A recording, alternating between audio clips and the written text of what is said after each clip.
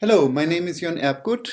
I would like to show you in a short presentation how smart contracts can be used to render ransomware even more threatening. Currently, we know a couple of ransomware types that operate as a service. Service means they have a partner program where the partner takes the role of distributing the ransomware to the victims. They can do it via personalized or localized phishing attacks. They can use infected USB sticks, use zero-day exploits or any other means to circumvent the security measures of the victim. Smart contracts for ransomware function as a marketplace between criminal actors. They coordinate between the ransomware developer, the ransomware distribution partner, and even the victim.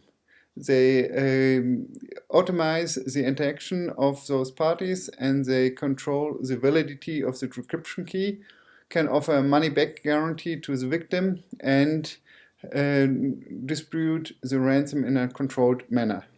So let me show you how the ransomware smart contract can work in detail.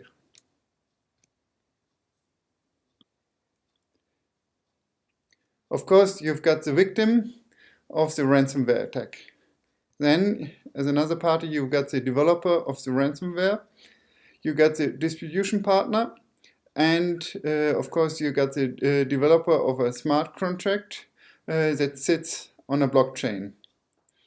The developer of the smart contract writes a smart contract where the ransomware developer puts an offer for his developed ransomware. The distributor then accepts this offer and puts the acceptance on the blockchain. Then the developer of the ransomware creates a private public key pair that will be used for encryption of the files on the victim's computer. The public key will be put in the ransomware software as well as on the blockchain and the smart contract, and the private key will be guarded in secret at the ransomware developer's place. Next, the distributor needs to obtain the ransomware software together with the encryption key. So the developer of the ransomware puts the software on any cloud and puts an encrypted link on the smart contract. The distributor then can download the software from the cloud location.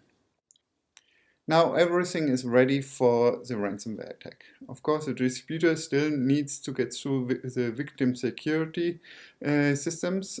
So the distributor will either use phishing mails, infected USB sticks, zero-day exploits or whatever to install the ransomware software on the victim's computer.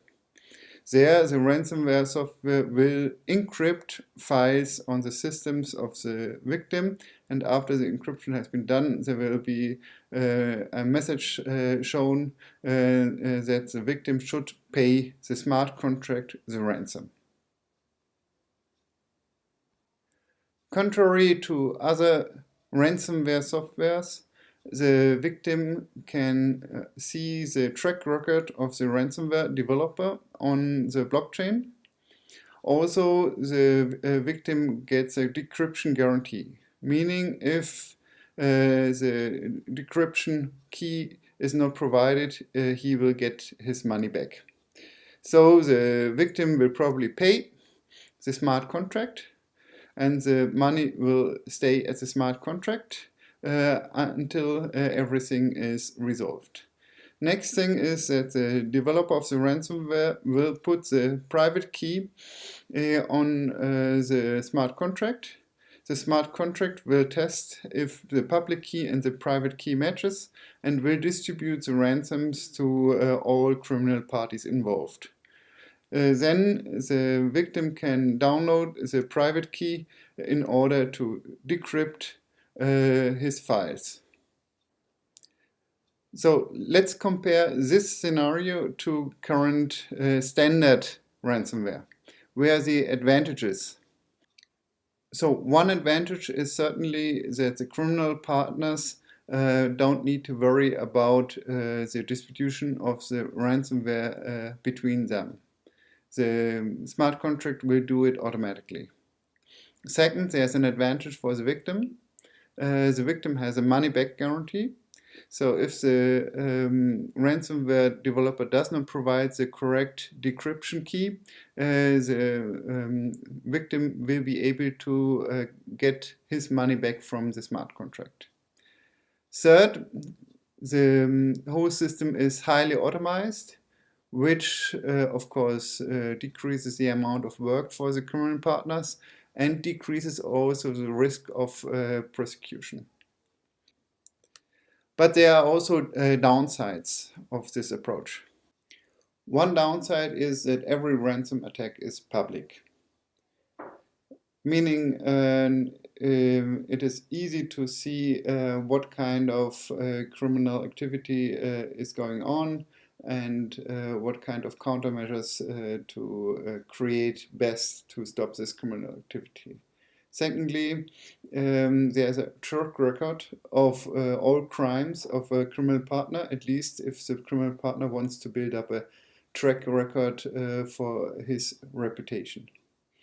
Third, although it is not easy, but there are possibilities of identifying people using a blockchain for smart contracts if you control the nodes of a blockchain.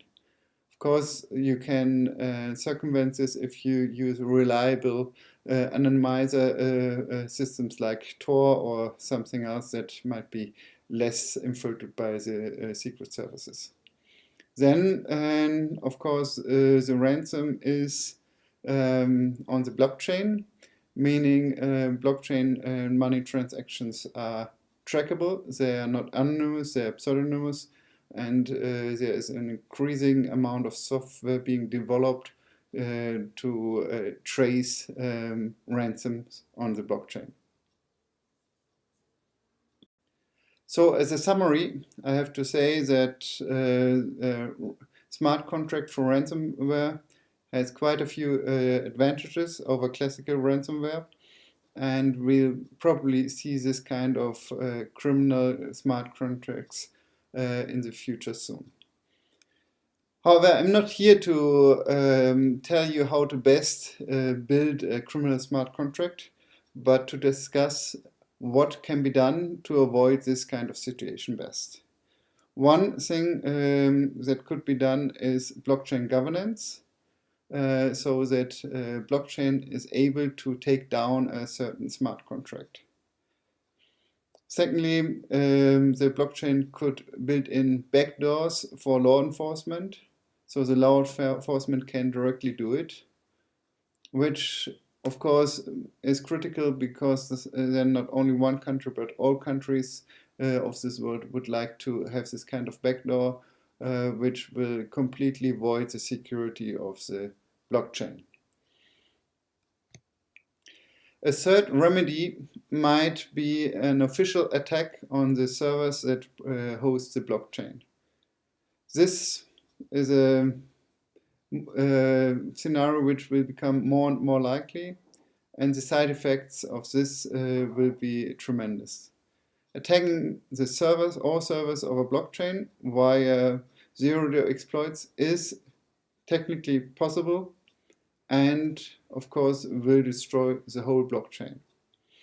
And I think to avoid this third scenario, we have to think more about blockchain governance and how we can avoid this kind of situation where governments might want to attack a blockchain.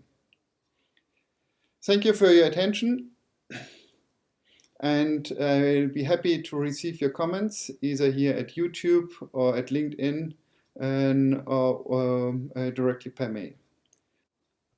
Please feel free to share this presentation, but take note that you need to give proper credit. Also take note that I used some pictures that come with similar licenses. Thank you.